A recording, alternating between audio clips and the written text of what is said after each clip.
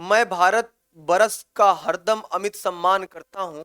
मैं भारत बरस का हरदम अमित सम्मान करता हूँ। यहाँ की चांदनी मिट्टी का ही गुणगान करता हूँ। क्या करते हैं, जिनका सिलेक्शन हो जाता है वो एडमिट कार्ड को सोचते हैं बेकार है, किसी मतलब का नहीं। लेकिन मेरे प्यारे बच्चों, आप इस बात को विशेष तौर पर ध्यान रखेंगे, जब आपका एडमिट कार्ड आपके पास होता है और रिटन एग्जामिनेशन आपको कंप्लीट हो जाता है तो आपके चयन बोर्ड यानी एसएसबी यानी साक्षात्कार में, सर्विस सिलेक्शन बोर्ड में इसका होना बहुत जरूरी है। क्योंकि परीक्षा आपको उसी परीक्षा स्थल में देना जहां पर आपका सेंटर है। ये ना कहें भैया हम लखनऊ से आए हैं, हल्के में ले रहे हो। हाँ? वर्जित है। चाहे स्मार्ट बीबी हो या स्मार्ट घड़ी, दोनों को पूर्णतया वर्जित किया गया है। कोई भी चीजें स्मार्ट नहीं होनी चाहिए। कभी सनम को छोड़ के देख लेना, कभी सनम को छोड़ के देख लेना, कभी शहीदों को याद करके देख लेना। कोई महबूब नहीं है वतन जैसा यारो, कोई महबूब नहीं है वतन जैसा यारो, मेरी तरह देश से कभी इश्क करके देख लेना। तो प्यारे बच्चों, आप सबका स्वागत है कैडेट्स पॉइंट डिफेंस एकेडमी में। आप सबका एग्जाम 3 सितंबर 2023 को निर्धारित किया गया है, जो कि शेड्यूल है। और ये डिसीजन यूपीएससी का यानी यूनियन पब्लिक सर्विस कमीशन, संघ लोक सेवा आयोग का है। जी हाँ, मैं बात कर रहा हूं एनडीए और सीडीएस की। नेशनल डिफेंस एकेडमी और कंबाइंड डिफेंस एकेडमी का जो फॉर्म आपने मई और जून में एनडीए और सीडीएस सेकंड के नाम से फिल किया था, उसका आपका एडमिट कार्ड जारी कर दिया गया है। इस एडमिट कार्ड को आप कैसे डाउनलोड करेंगे, मैं आपको उसका संपूर्ण वीडियो, इस संपूर्ण तरीका इसी वीडियो में आपको बताने वाला हूं। तो बिना समय गंवाए आप इस वीडियो में बने रहेंगे और जानेंगे कि कैसे इस वीडियो को डाउनलोड कर सकते हैं। तो प्यारे बच्चों, सबसे पहले तो आप यूपीएससी की वेबसाइट पर यानी यूनियन पब्लिक सर्विस कमीशन की वेबसाइट पर जाकर आप डायरेक्ट कर सकते हैं। दूसरा तरीका यह है कि आप सरकारी रिजल्ट पर भी जाकर डायरेक्ट कर सकते हैं। जब आप सरकारी रिजल्ट ओपन करेंगे तो ये एडमिट कार्ड का एक पोर्टल आपके सामने खुल कर आएगा। ये आप देखिए, एडमिट कार्ड यहाँ पर आपका लिखा हुआ है और सबसे पहले यहाँ पर देखेंगे प्यारे बच्चे, यूपीएससी एनडीए का एडमिट कार्ड है, ये लिखा हुआ है। और जब इस पर आप क्लिक करेंगे तो ये आपको कहां पर लेकर जाएगा, यूपीएससी की वेबसाइट पर लेकर जाएगा। और ये यूपीएससी की वेबसाइट पर जैसे आप पहुंचेंगे तो यहाँ पर प्यारे बच्चों देखिए बड़ा बड़ा लिखा हुआ है। मैं आपको और थोड़ा सा इसको जूम करके दिखाता हूं। जब आप यहाँ पर देखेंगे तो लिखा हुआ है यहाँ पर प्यारे बच्चों कि national defence academy and Naval academy examination second 2023 है और ईयर 2023 है। इशू डेट आपका 11/8/2023 को इसको इशू किया गया है। मतलब ये आज ही की डेट में इसका एडमिट कार्ड जारी किया गया है। और इस जो एडमिट कार्ड आप निकाल पाएंगे वो 3/9/2023 तक, मतलब जिस तारीख को आपका एग्जाम है 3 सितंबर 2023 को,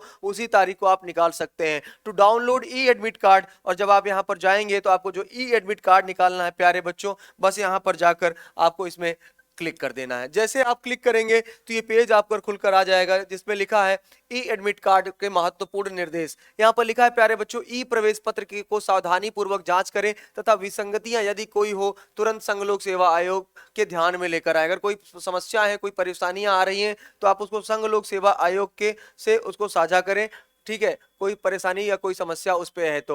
अगला लिखा है मेरे प्यारे बच्चे, ऑप्शन में परीक्षा स्थल पर प्रवेश करने के लिए इस प्रवेश पत्र यानी प्रिंट आउट को फोटो पहचान पत्र, मतलब एक आपको फोटो अपना लेकर जाना है और एक आपका पहचान पत्र होना चाहिए। इसका फोटो कॉपी, पहचान पत्र मूल जिसका क्रमांक ई प्रवेश पत्र में अंकित है। अगर आपने आधार कार्ड में मेंशन किया है तो आप अपना आधार कार्ड का फोटो कॉपी इसके साथ जरूर लेकर जाइएगा। सहित प्रत्येक सत्र क्या लिखा है, सत्र को अंतिम परिणाम की घोषणा होने तक सुरक्षित रखें, क्योंकि चयन सेवा चयन बोर्ड। हाँ, अब बहुत सारे बच्चे क्या करते हैं, जिनका सिलेक्शन हो जाता है वो एडमिट कार्ड को सोचते हैं बेकार है, किसी मतलब का नहीं। लेकिन मेरे प्यारे बच्चों, आप इस बात को विशेष तौर पर ध्यान रखेंगे, जब आपका एडमिट कार्ड आपके पास होता है और रिटन एग्जामिनेशन आपको कंप्लीट हो जाता है तो आपके चयन बोर्ड यानी एसएसबी यानी साक्षात्कार में, सर्विस सिलेक्शन बोर्ड में इसका होना बहुत जरूरी है। क्योंकि वहां पर आपका जब आप पीआईक्यू फॉर्म भरते हैं, पर्सनल इंफॉर्मेशन क्वेश्चनायर, तब आपको यूपीएससी का रोल नंबर भरना पड़ता है। तो कृपया नोट करें कि परीक्षा प्रारंभ होने के 10 मिनट पहले ही परीक्षा स्थल पर प्रवेश बंद कर दिया जाएगा। 10 मिनट पहले आप पहुंचे वहां पर। अगर आप 10 मिनट एग्जामिनेशन से लेट होते हैं तो वहां का अगर दरवाजा बंद हो जाता है तो प्यारे बच्चों आपको मौका नहीं मिलेगा। इसलिए हम क्या करते हैं, हम लोग इलाहाबाद के बच्चे हैं या यूपी वाले क्या करते हैं, अधिकतर हर बच्चों के साथ ऐसा होता है कि जब समय की एग्जाम 7 बजे का है तो हम घर से 7 बजे निकलते हैं। लेकिन कोशिश करना बेटा 7 बजे ना निकलने का, सोचते हैं पहुंचे, कभी कहीं जाम भी हो सकता है, कहीं कुछ भी हो सकता है, ट्रैफिक भी हो सकती है। तो समय से अपने एग्जामिनेशन हॉल में पहुंचे, उससे पहले एक दिन पहले अपना सेंटर देख लें किसी भी शहर में जाकर, और जब सेंटर देख लें प्यारे बच्चे, तब ये डिसीजन ले लें कि आखिर ये सेंटर कहाँ पर गया है और कब होना है इसका एग्जाम्स, और वहां पर जाएं, पूरा देख ले कहाँ सेंटर है, कौन सा तरीका है, कैसे संसाधन मिलेंगे, कैसे वहां तक पहुंचेंगे। देखने के बाद वापस आ जाइए, होटल ले लीजिए, स्कूल के पास रहिए, आराम से अगले दिन समय से पहुंचकर अपना पेपर दीजिए। ठीक है, आगे चलते हैं मेरे प्यारे बच्चों। तो पुत्र यहाँ पर लिखा है, अर्थात पूर्वाह्न सत्र में 9:50 तक, अपराह्न सत्र में 1:30 प्रवेश प्रवेश क्या कर दिया जाएगा बेटा, बंद होने के पश्चात परीक्षा स्थल पर किसी भी अन्य उम्मीदवार को जाने की अनुमति नहीं दी जाएगी। कोई भी दूसरा व्यक्ति नहीं जा सकता है। एक तो पहला प्रथम जो है, और दूसरा जो है प्रथम, आपका कब 10 मिनट पहले शुरू होगा बेटा, 9:50 पर आपका ये देखिए 9:50 आपका सुबह है, और शाम को आपका 1:50, मतलब पेपर आपका 2 बजे से शायद शुरू हो जाता है, 2:30 से। लेकिन तो परीक्षा आपको उसी परीक्षा स्थल में देना जहां पर आपका सेंटर है। ये ना कहें भैया हम लखनऊ से आए हैं, हल्के में ले रहे हो, ठीक है, तो ये ना कहे भैया हम दूसरे सेंटर में भी जाके बैठ सके पेपर दे सकते हैं, तो वो सुविधा नहीं है बेटा, ध्यान देना।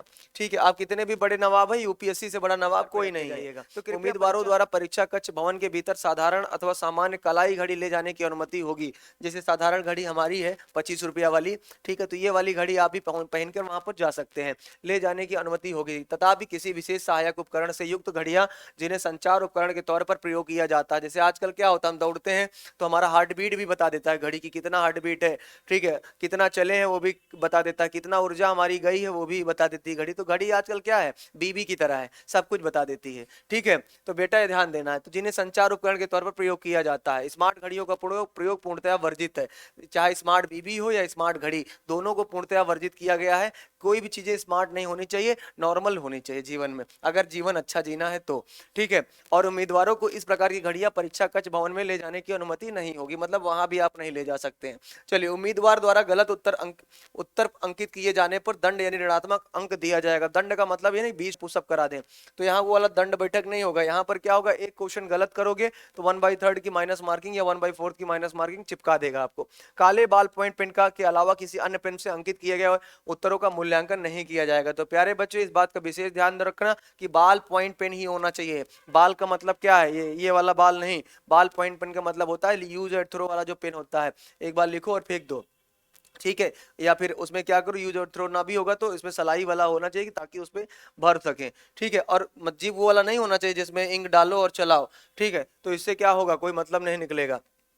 और ध्यान देना, यहाँ पर लिखा है काले बाल पॉइंट पेन। अब ये नहीं नीला, हरा, गुलाबी, पिंक, लाल सब लेके चले जाओ वहां पर सजाने के लिए। जैसे हम लोग बोर्ड कॉपी में लिखा करते थे ना, पहले प्रैक्टिकल की कॉपी बनाते थे, उसमें लिखते थे सलाइबा, ये वो है ना, तो अलग अलग तरीके से लिख देते। तो उम्मीदवार को सलाह दी जाती है कि वे कीमती मूल्यवान सामान परीक्षा भवन में न लाएं, क्योंकि उनकी सुरक्षा निश्चित नहीं की जा सकती है।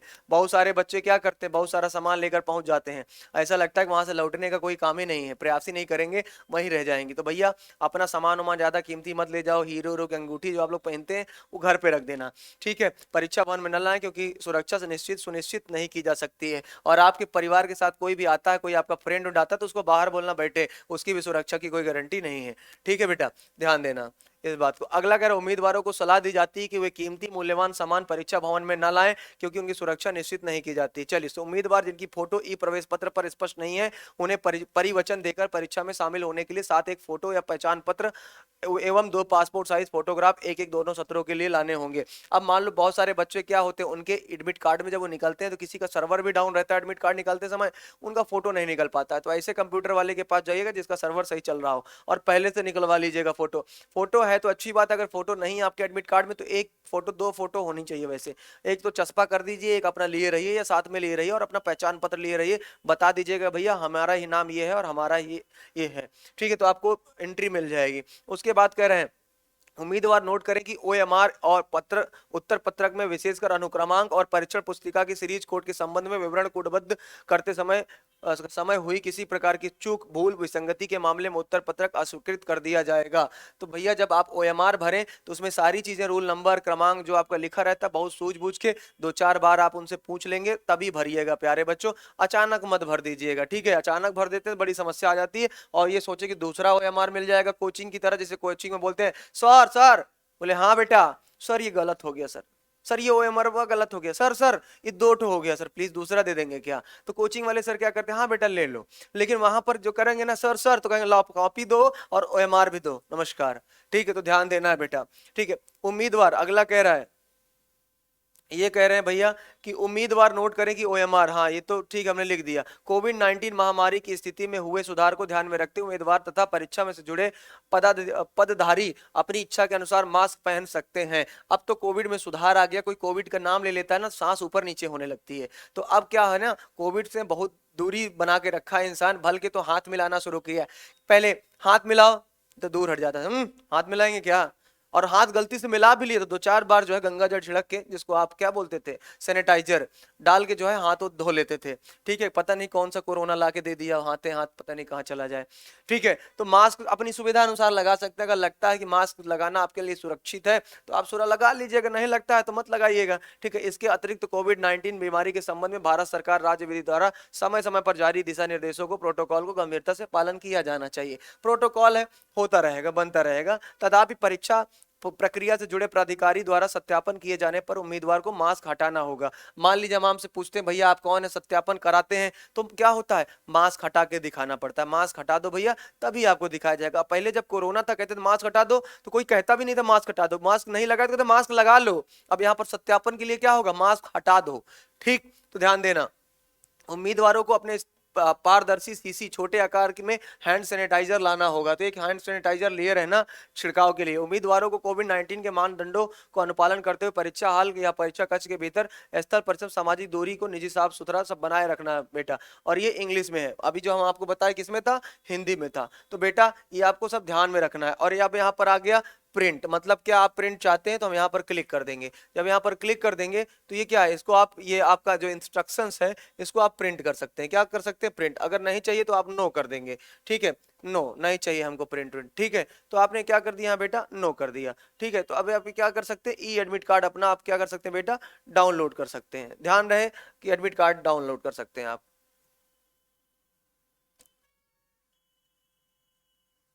ठीक है, अब उसके बाद क्या है, अब आज क्या करेंगे, अब यहाँ पर बाई रजिस्ट्रेशन। अब आपको ध्यान देना है मेरे बच्चे कि जब एडमिट कार्ड को डाउनलोड करना है तो दो तरीका है एडमिट कार्ड डाउनलोड करने का। एक select any the given option, मतलब एक ऑप्शन है आपका, आपके पास क्या दो ऑप्शन है, एक तो बाई रजिस्ट्रेशन। मान लो आपको रजिस्ट्रेशन नंबर याद है तो आप यहाँ पर क्लिक करके बाई रजिस्ट्रेशन भी डाउनलोड कर सकते हैं। और मान लो रजिस्ट्रेशन आईडी भूल गए तो बाई रूल नंबर याद है तो रूल नंबर डालकर यहाँ पर डाउनलोड कर सकते हैं। ठीक है, तो आप किसी में भी एक में टिक क्लिक करके आप यहाँ पर चेक कर सकते हैं। ठीक है, यहाँ पर लिखा है having technical problem download the e admit card, तो टेक्निकल इंस्ट्रक्शंस दिया है। In mandatory the candidate to take in print out important instructions, तो यहाँ पर आप क्लिक कर सकते हैं। ठीक है, उसके बाद मेरे प्यारे बच्चों यहाँ पर जब हम क्लिक कर देते हैं तो ये खुलकर आ जाता है, server is too busy right now, मतलब क्या कह रहा है, अभी थोड़ा परेशान ज्यादा मत हो, ये सर्वर डाउन डाउन चल रहा है। तो ये रहा आपका पूरा ब्यौरा जो मैंने आपको बताया कि आखिर कैसे आपको डाउनलोड करना है और क्या है तरीका। तो एडमिट कार्ड डाउनलोड करने के दो तरीके हैं, एक तो यूपीएससी की वेबसाइट पर सीधा जाकर,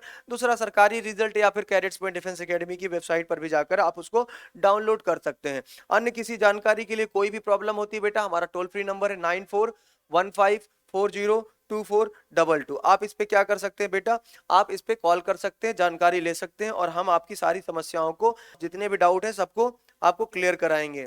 किसी ने कहा है कि मैं भारत बरस का हरदम अमित सम्मान करता हूं, मैं भारत बरस का हरदम अमित सम्मान करता हूं, यहाँ की चांदनी मिट्टी का ही गुणगान करता हूं। मुझे चिंता नहीं है स्वर्ग जाकर मोक्ष पाने की, मुझे चिंता नहीं है स्वर्ग जाकर मोक्ष पाने की, तिरंगा हो कफन मेरा बस यही अरमान रखता हूं। प्यारे बच्चों, आप सबके सामने स्वतंत्रता दिवस है, 15 अगस्त आ रहा है और ढेर सारी आपको शुभकामनाएं, ढेर सारी शुभकामनाएं सभी देशवासियों को। फिर मिलेंगे एक नए वीडियो के साथ, तब तक आप एनडीए की practice cadets point defence academy में फ्री कर सकते हैं। फिर मिलेंगे नए वीडियो में, तब तक के लिए जय हिंद, जय भारत, वंदे मातरम, सत श्री अकाल।